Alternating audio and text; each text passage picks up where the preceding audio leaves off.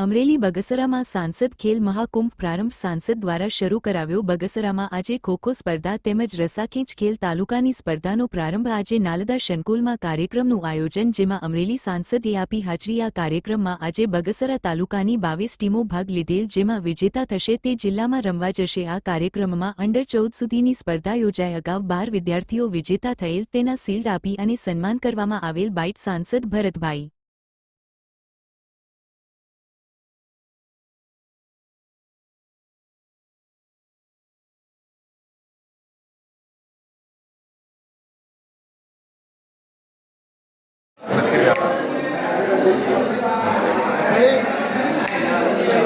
આજે તાલુકા કક્ષાનો જે સાંસદ ખેલ મહોત્સવ હતો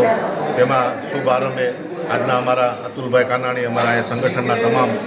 શહેરના સંગઠનથી માંડી અને બધા આગેવાનો હાજર હતા અને અલગ અલગ 16-17 ટીમ આજે હાજર રહી અને તાલુકા કક્ષાનો સાંસદ ખેલ મહોત્સવનું આરંભ કર્યું છે